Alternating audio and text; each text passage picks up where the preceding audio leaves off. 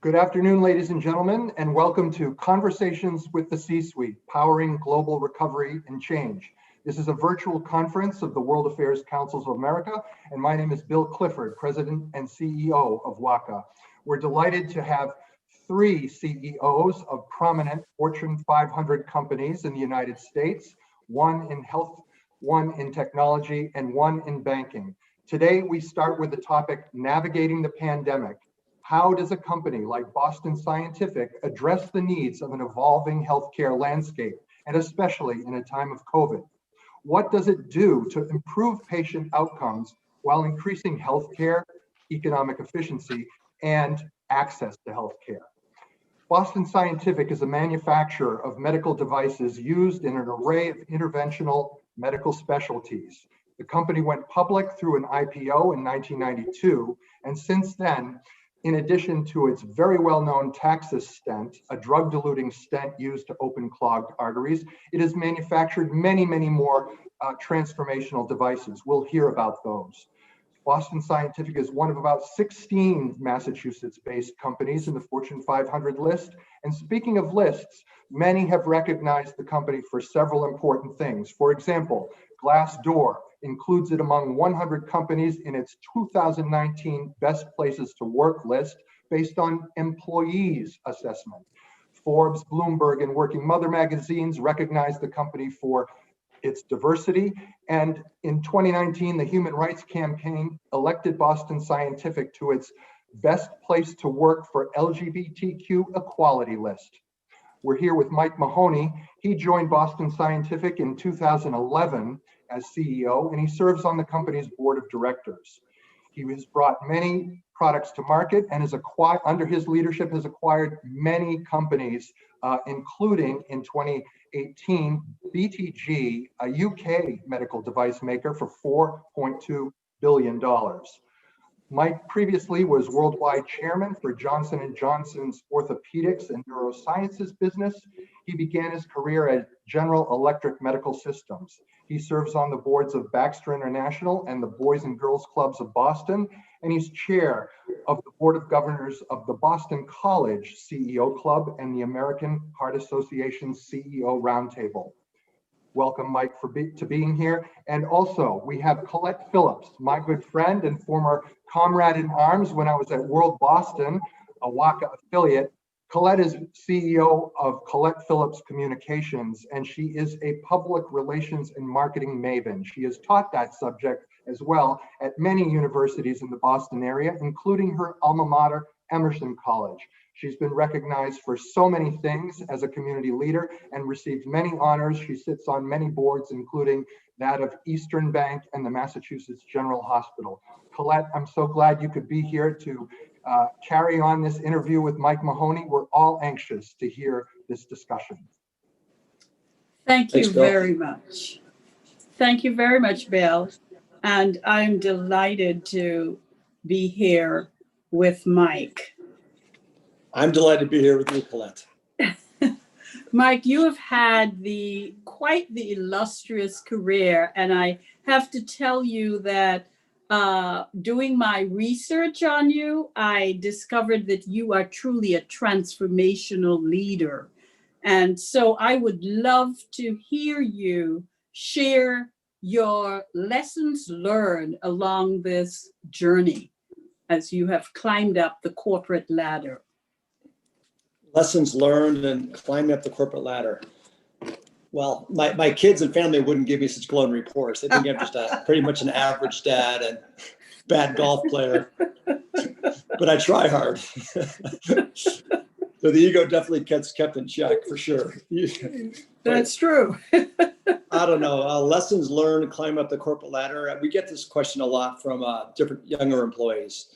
And I think one is, I worked for 4 or 5 different companies. I started off actually selling cash registers door to door for 2 years because I couldn't get a job at GE. And then I got one. And I was at GE for a number of years. Then I did a startup, and then J&J, now Boston, where I'll hopefully retire from. And I say the lessons I learned, one is just personally, everyone has different things they want to do in life. And whether you're CEO or whether you're on the operations line, being happy with what you do and having a kind of whole life is really important beyond work, family, friends, religion, whatever else is important to you, because you really can only be effective in your job, I think, if everything's working together, not all the time, but most of the time. So not everybody wants to do these types of jobs, and being happy in what you're doing is just great. But in terms of myself, I would say a few of the lessons I learned.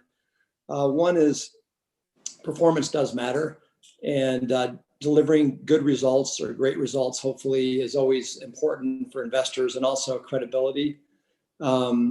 I also ascribe to the notion of taking on tougher assignments, and not necessarily the size of the business, but tougher assignments, turnarounds, the tougher projects that maybe people don't want to run to. I tended to run to those in my earlier career.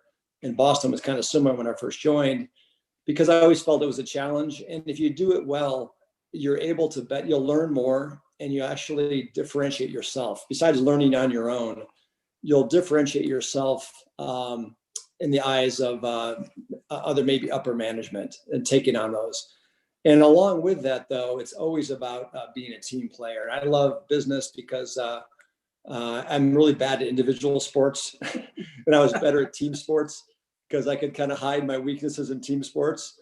And business is a team sport. And so really it's all about the team, the leaders you have on the team, giving appropriate credit and optimism and stretch for your team, and not making it about yourself. So those are maybe just a few that I've learned along the way. Great. Well, they said teamwork is dream work. So that's fabulous. And you have a knack, Mike, for really picking great companies to work for. GE, J&J, and now Boston Scientific. What was it about this particular opportunity that attracted you? So I've been with the company for 9 years, and I worked at J&J prior, and it was a very difficult decision to make because I was in a terrific job running medical devices for J&J, and a highly respected company, great values.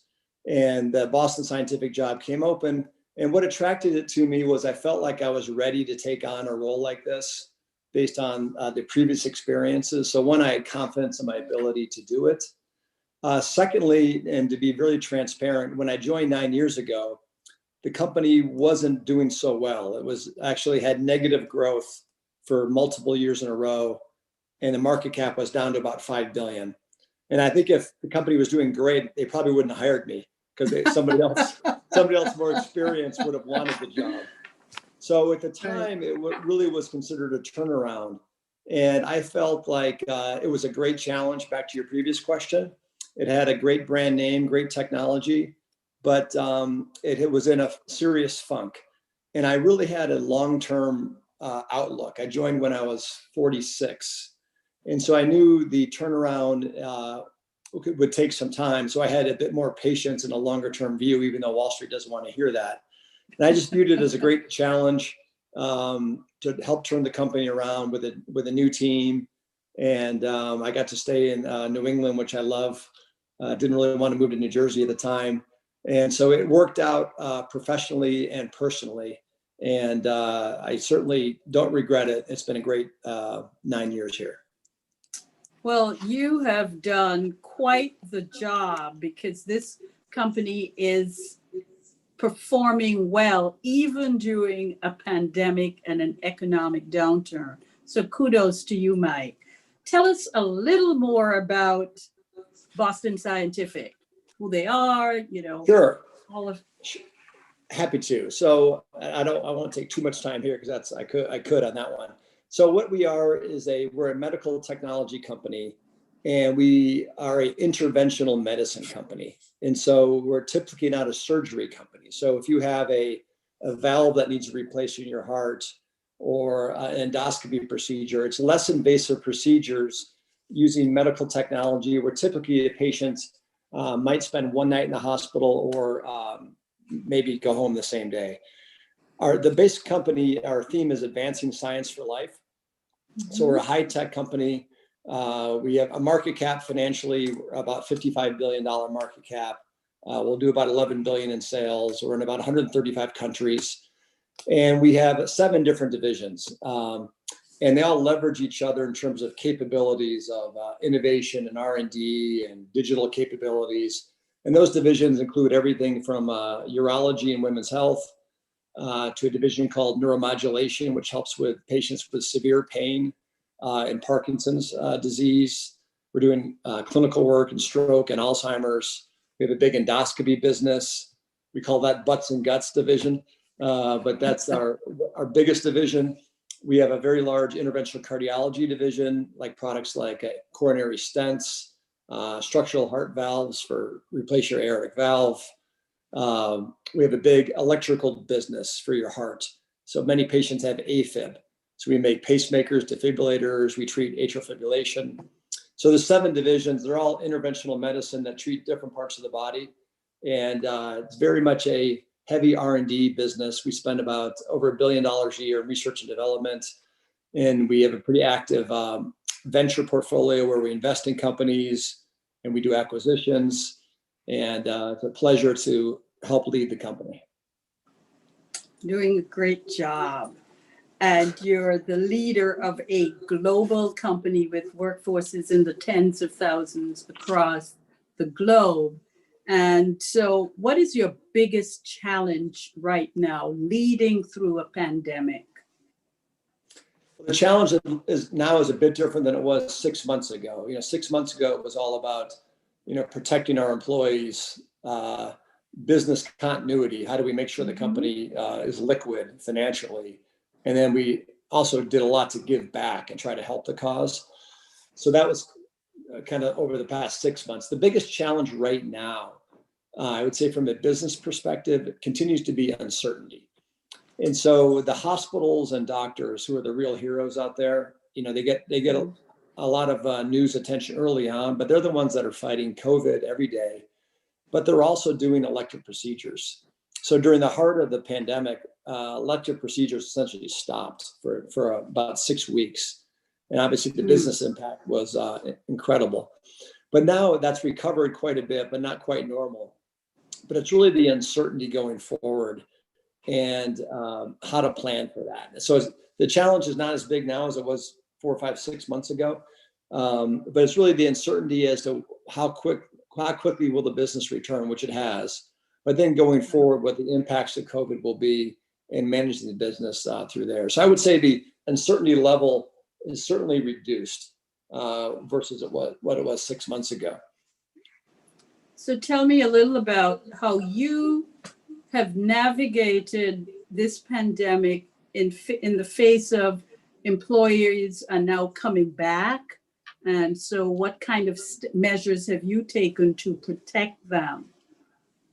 Yeah, so we have these great values that we represent across the company. And when you have a pandemic or a really unforeseen event, we kind of follow our heart and our values and prioritize things. So the first thing we did, back in March, seems like a couple of years ago, gray hairs this year, was the first thing we did was thinking about our employees. And how do we protect our employees? And we have a massive supply chain. So we're able to secure a lot of PPE equipment, masks, and so forth. We actually made significant donations to various hospitals and states in that regard. And we have 15 manufacturing plants around the world. And so we had to send most of our employees home, but the manufacturing plants and distribution centers had to stay open to supply products that doctors needed. So really ensuring the patient safety and our employee safety was number one. And then the second thing that we did, all of this is in parallel, was really about the business continuity. So we did a lot of work back in March and April, just on the financing side, ensure we had plenty of liquidity and capacity. Because we had sales, we're a business that typically, if we grow 5%, we're really disappointed. If we grow 7 or 8, we're okay, happy. If we grow 9, we're happy. So it's kind of in that range. And we had sales of down 55%. So that was a big issue and concern. So we did a lot on the treasury side to ensure we had lots of balance sheet capacity and liquidity to manage the downturn, which has improved. And then a lot of scenarios on forecasting, which are probably boring to talk about, given the uncertainty. But then lastly, we did a lot on how we also give back. And so we had some incredible involvement with our employees around the world. We established, think of it as a very low cost ventilator that actually cost less than $1,000 in partnership with the University of Wisconsin that we did.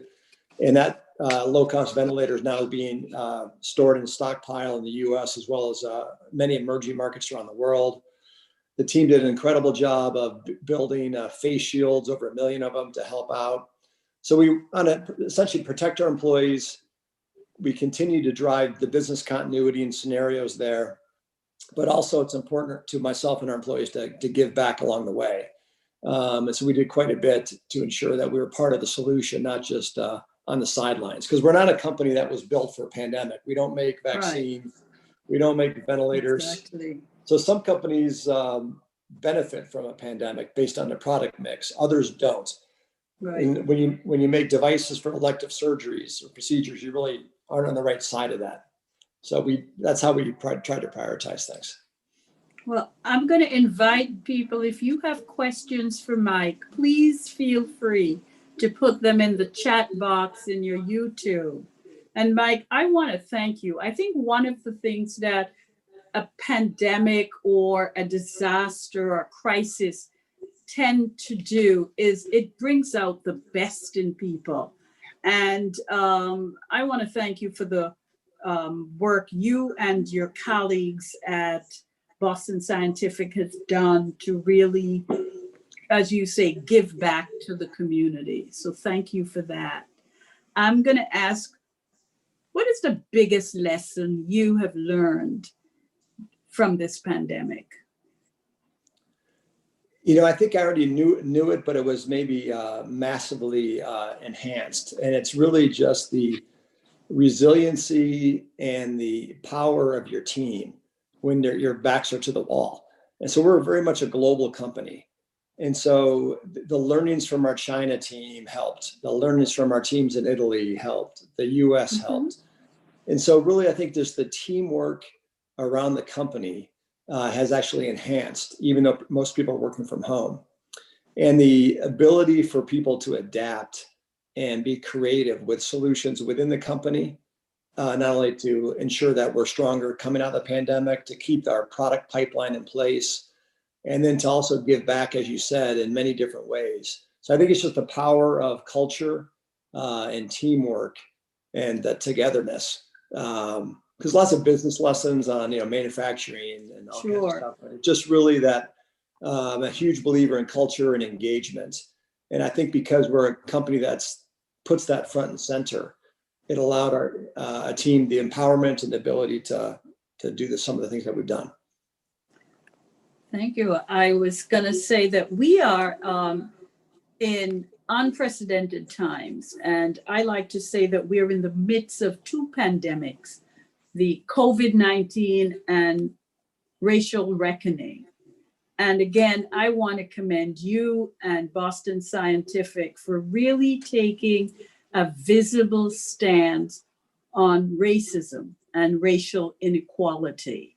I happen to know your general counsel, Desiree, who was one of 19 courageous Black and Brown business executives in Boston who launched a groundbreaking, game-changing fund. And you did quite the big hand help by giving $1 million to that fund. So I thank you for that. And tell me, how has the impact of the conversation around racism impacted Boston Scientific? In a very big way. We've always put maybe not always in the company, but certainly the last 9 years made diversity and inclusion a big, not just a new trend for us. It's always been a big deal for us, whether it be LGBTQ, promoting females, our Hispanic groups, our employee resource groups. So we've done, I think, better than most companies focus on that prior to the pandemic, although still not where we need to be. And what the pandemic really did is we have 10,000 employees in Minnesota. And as you recall, obviously that was the start of it. And so that was very shaking to us because we had so many employees impacted in Minnesota at the time. So it kind of really brought it front and center more to us. And so we took a very public stance right away on social media and externally on our stand on anti-racism and anti-discrimination, which I was proud to do because it's important to us, myself and our employees. So we kind of took a stance publicly right off the bat. And so that was good publicly, and we contributed money, and we have external groups called Close the Gap on healthcare disparities that we are very active with hospitals to try to educate hospitals on healthcare disparities and why very few African Americans are part of clinical trials and why very few Black people are part of why I'm more likely to get a heart stent than you are. And why is that the case? And trying to educate hospitals and doctors on that. So we always do those things. But I think internally, what we realized, and we've done a lot with unconscious bias training in a pretty significant way, but we really realized that we need to turn the dial on that much more aggressively. And we had amazing, we call them courageous conversations with our Black employees that were really eye-opening, sad, jaw-dropping for most of our employees to hear. And so I think actually having those conversations, which I know many people have done by now, just raises the awareness in a significant way to privileged people like myself and others who are just unaware of the challenges. And we continue to have those, so it's not just a one-off event. And with that, we double down on conscious bias training.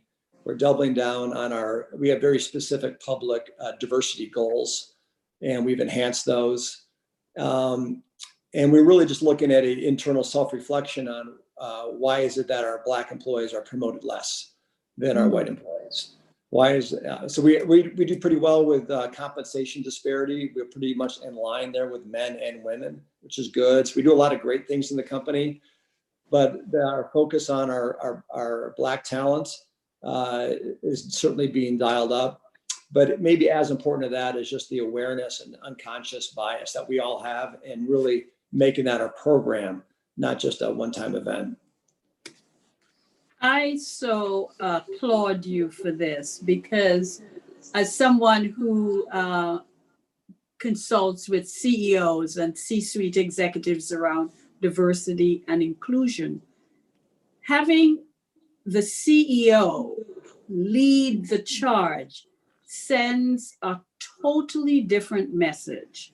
And I want to say to you, thank you for that. And how do you create inclusive leadership?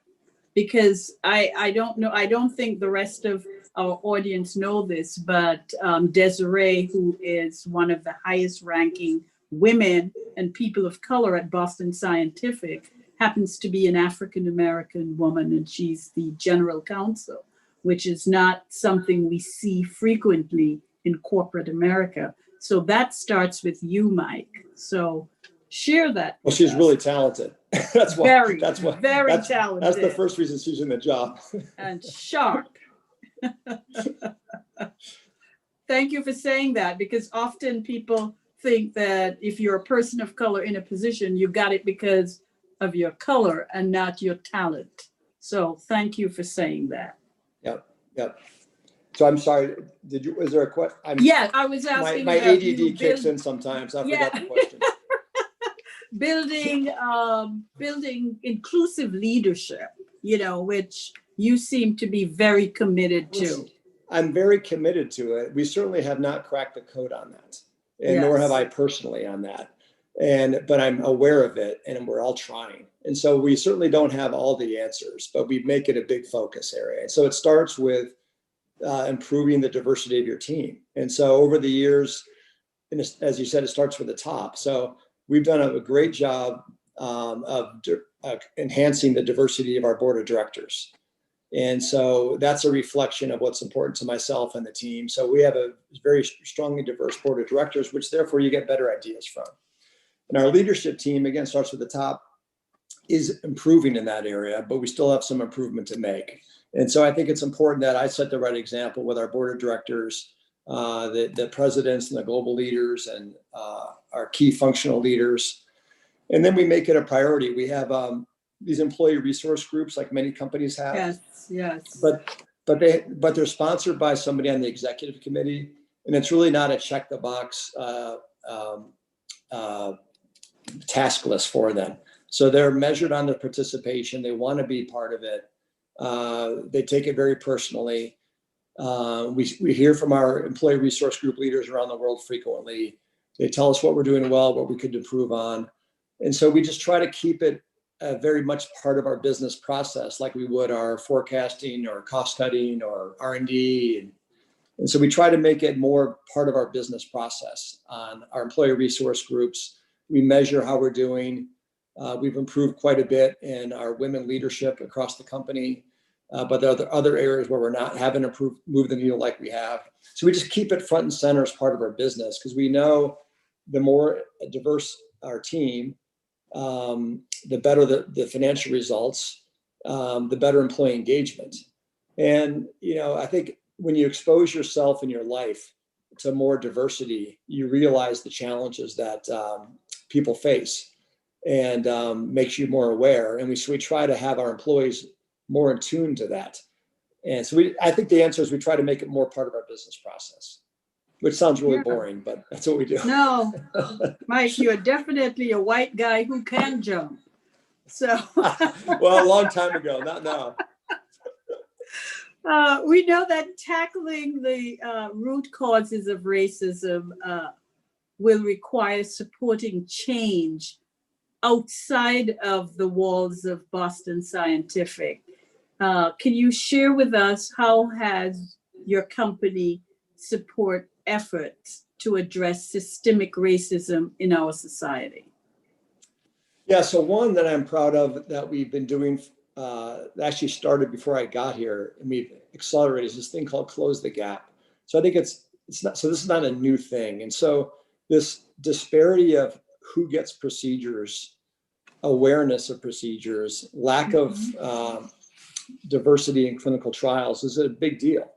And so when you do a randomized trial in cardiology, and it's 1,000 patients and 800 of them are white men, and 150 are women and 50 are people of color, it's not the right numbers. And so we're really doing everything from internally, how we do our clinical trials. But this Close the Gap initiative, as I said, brings awareness, and we work with hospitals and CEOs of hospitals. We do assessments of their patient mix and how we can help them raise awareness of these healthcare disparities in their communities, and also the doctors, and help them try to get after that. So that's a program that we invest in quite a bit. Secondly, we do a lot with STEM. So I'm pretty involved with the Boys and Girls Club of Boston, and we have this initiative all over the world with STEM. And we really focus on trying to help educate younger kids or kids in high school, even younger, on the benefits of science and technology. We put more of an emphasis on diverse populations in that STEM education to make them aware of what they could do in the future. And we obviously try to hire to that. We're very involved with all the Black engineering schools, and we hire typically 50 to 60 kids a year from those schools. And then we also make financial contributions. So we try to, and we also try to learn from other companies. We're just a company of many, and we try to bring in other best practices. That is great. We have a question from the audience. They would like to know, are there new business opportunities coming out of COVID crisis, either distressed firms or in terms of products and technology that Boston Scientific can develop? Yeah, because of COVID, there's a couple things. One, I would say just on capabilities internally. We were very much a old school, everyone drives or flies and sees doctors and helps. And we have people that are typically in the procedure to help the doctors facilitate procedures. And now due to COVID, people are obviously more restricted. So internal capabilities, we've, like many companies, tripled down on our digital and remote capabilities. So now we're able to help physicians remotely do procedures and cases, and we're able to provide clinical expertise remotely. And so just enhancing our ability to connect digitally, not only internally as a company, but how do you expand that externally with your customer base to help them do procedures in a safe way and get great expertise remotely in a automated digital way. So that's one. I think in terms of non-internal things, we've been more active with our venture portfolio. So we have a venture portfolio of about 40 companies that we invest in. And so we have seen some opportunities where companies are a bit more distressed especially during the early phases of the pandemic. So we saw an opportunity there to invest more in the companies that we may like to acquire one day. So we added more money to have a stronger ownership interest in those companies. So that's one. On the company itself, we're not going to just shift to try to create a pandemic portfolio because we don't know what the next one will be. So we're not shifting to vaccines or ventilators. We have many adjacent markets that we want to continue to expand into. So we're really not changing our broad portfolio strategy due to the pandemic because we see a resolution of the pandemic. And there's enough other companies trying to make vaccines. So there's maybe a couple things that we've done differently. Yeah, I think in the midst of a pandemic or a crisis, one of the things that companies tend to do is to be reflective and reevaluate. So I will ask, what do you see as some of the challenges that might impact the healthcare industry in the next decade or so? And where are the gaps and where do you see the need for improvement? Boy, that wasn't really discussed at the debate last night, was it?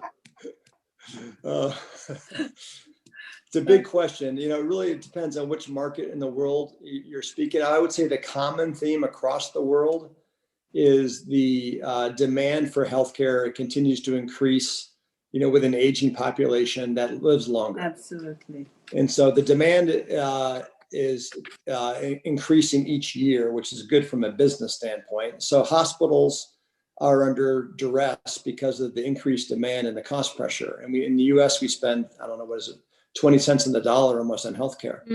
And so the big counterbalance against that is just the cost of healthcare. And so, you know, thankfully, you know, we're typically not in the spotlight in terms of having, you know, we don't do price increases. Typically, we have price reductions each year slightly because it's a very competitive market. But I think overall, it's just the increasing demand for healthcare with an aging population and the massive cost to do it. In other countries, it's really access. So when you go to India and the emerging markets, they just don't have access to the care that you do or we do here. And it's trying to bring, like in Brazil, we have boats that have med tech imaging and procedures on it in the Amazon River. And we have vans and buses in India that try to get technology and healthcare out to remote areas. So it's usually an access issue in the emerging markets, but it's always the cost challenge because we have all this great new technology that saves lives, but it's the cost of it. But not to give a commercial for Boston, but as an interventional company, if your father or friend used to have a surgical valve, if you have your aortic valve replaced, it would be a surgical procedure. You'd be in the hospital for 2 weeks. And now this can be done in a 30 to 45 minute procedure. And many times the patient's home the next day. And so you're saving, you know, 13 days in the hospital. The patient gets back to work more quickly. So there's a lot of benefits to efficiency with interventional technologies that we save, but it's always that conversation. Yeah. So I'm interested in hearing, how has your international office, what are you hearing from them about this pandemic? And has your headquarters become sort of an outpost for your global offices through teleworking? Yeah, you see a picture of our office that's pretty much empty in the background. So that's in Massachusetts. Right. There's like, I don't know, maybe 50 people in there. Right. So thankfully our R&D facilities and distribution are working normally, but our more corporate or area offices are less. But I would say we've learned a lot because we're operating in 130 countries. And so the headquarters helps consolidate all the data that we receive every day. And we have a COVID task force that meets every day on trends, status of vaccine, and what we see in different cities in each country. So we certainly have, call it a war room that helps disseminate information across the world and also takes in all the learnings and best practices around the world. So that's been in place for quite a while. We also were blessed. We have a lot of doctors that work at Boston Scientific. So we have a custom call center for our employees if they feel sick, that they actually can get kind of some pre-COVID questions and testing done as part of our company. But, the benefit of being a global company, it happened in China first. At first we didn't think it would go to Beijing or Shanghai. It's pretty naive now, but that was the view in January. Right. So we really learned as much from our colleagues in Asia and Europe as they do from us in the US. So it's definitely not the US setting we're kind of the collector and the repository of all the intel that we get, but it gets submitted and discussed globally from all the different facilities that we have. So, but yeah, countries, that's amazing. Countries like Japan, who are very, I would say, more compliant as a culture, and mask wearing is just part of their culture. They're seeing significantly less COVID there.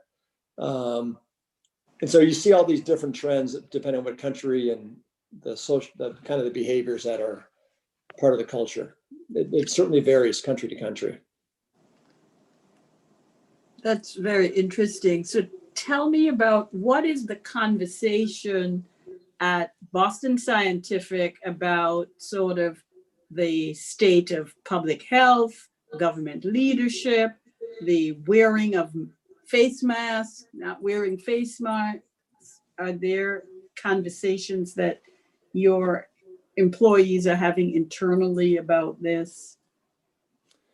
Yeah, I mean, the last one's easier. We require people wear face masks in our facilities, and we have all the social distancing in the facilities, and they've been rejiggered to accommodate that. And we have very few people in our offices. We've changed all our policies on work from home and flexible things. We do very efficient testing programs that we have in place. Certain countries have really efficient contact tracing applications, not quite so yet in the US. So I think we make that, we don't allow employees to travel unless it's critical for a patient support initiative. So we're pretty strict on what we ask our employees to adhere to, which seems kind of, pretty common sense. Mm-hmm. But on the broader healthcare debate, we kind of stick to our knitting on focusing on advancing technology for life, advancing science for life with our portfolio. Whether it's the Affordable Care Act or not the Affordable Care Act, we know that the demand for healthcare is there. And we do everything we can to make innovative, cost-effective products. And we try to keep our energy in those areas rather than trying to speculate too much. This is great. Well, Mike, we can take this show on the road. You know that. Let's go. I'll be the new Oprah. I'm going to thank you so much. This has been such an informative, engaging, inspiring conversation. Not the typical, CEO. You're certainly not that. I can tell. Hopefully that's good. I don't know if that's no, good or it's not. good. It's good. I'll tell Desiree that she wasn't wrong. So thank you. I'm going to turn this over to Bill and give him the last question. Bill? Thank you very much, Colette. And hello again, Mike. Thank you for spending time with us to share these insights. I'm actually wanting to take you in the direction of your extracurricular activities in a time of COVID, because although this is a full-time job for us as an association of 90 World Affairs Councils across the country that have migrated to digital convening like this in their communities and through us across the country and the globe, we've found it very difficult to stay in touch with our boards and keep new members and our existing membership engaged. With you at the Boston College CEO Club and also the American Heart Association CEO Roundtable, what's it meant for you to have those meetings and stay, current and active? Sure. I think it's the same challenge. I think whether you're Boston Scientific or any other company or Boys and Girls Club of Boston or American Heart or the BEC CEO Club, it's this need for connectivity. So I think we've all gotten really good at Zoom and Teams meetings, and I think they're very, very efficient. We can have calls with our Japanese team and everyone online early in the mornings, late at night. And so the ability to connect, I think, is very, very efficient, just like we're doing here. There's less travel. It's easier for people to do. You don't have to do a big steak dinner. Maybe you eat more healthy. So I think all of that is working. I also think it's getting a bit tiresome. So we have to kind of fight through that because we probably have clearly a few more months of this. And we are trying to find, we are a bit concerned, I would say in the innovation side. I think there certainly is power when people are together, and creativity, brainstorming, innovation, debate. And I find that we get a little bit less of that on these online meetings. I just had a board call this morning. It was very, very efficient, but you're lacking some of the social cues and the facial expressions and all the other benefits of being in person. So I think we've all proven, whether it's these different clubs or companies, that you can do this very efficiently and you can save a lot of money in travel and expenses. We certainly are doing that. But I think we're losing out on some of those innovation benefits. It's also very challenging for new employees. Mm-hmm. So whether you're 22 and you're new to Boston Scientific or you're 45 and you're new to Boston Scientific, they can kind of get their job done, but it's difficult for employees to build a network, to understand how the company really works, and you miss out on some of those things. So I think that's some of the downside to it. And I think longer run will be more flexible, working from home and in the office, but we clearly would like to get over time back to face-to-face. Yeah. It's interesting you say that. It's interesting you say that about new employees, especially. On a personal note, I worked in Japan for about a dozen years in journalism, and it just so happened that one of my apartment building mates was, I think it was the person who opened Boston Scientific's office in Tokyo. But I'll tell you one interesting thing, back to the diversity inclusion comment. Oh, yeah. We have found that with all the Teams usage or Zoom or pick your application that you like, the inclusion scores have actually increased versus face-to-face. Wow. And the reason is oftentimes you might go to a meeting in our office and 5 white guys are talking about the Red Sox or the Celtics or whatever. And you're actually seeing more, it kind of levels the playing field a bit more in terms of the chat room or discussion. So we've actually seen that actually be a benefit, that it actually puts people on a bit more of the same playing field electronically. That's a very interesting point and a great place to leave us as we transition to another topic with technology company CDW. Mike Mahoney, CEO and Chairman of Boston Scientific, thank you very much for spending time with us this afternoon. And Colette Phillips, CEO of Colette Phillips Communications.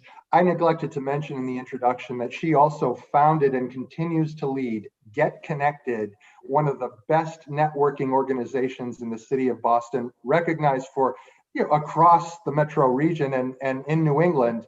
I suggest that my followers at World Affairs Councils continue to get to know organizations like Colette's. It's a great model for everyone's city. Colette, thank you. Mike, again, thank you again for being with us. We'll close this meeting and see you on the flip side. Join us with CDW at the top of the hour.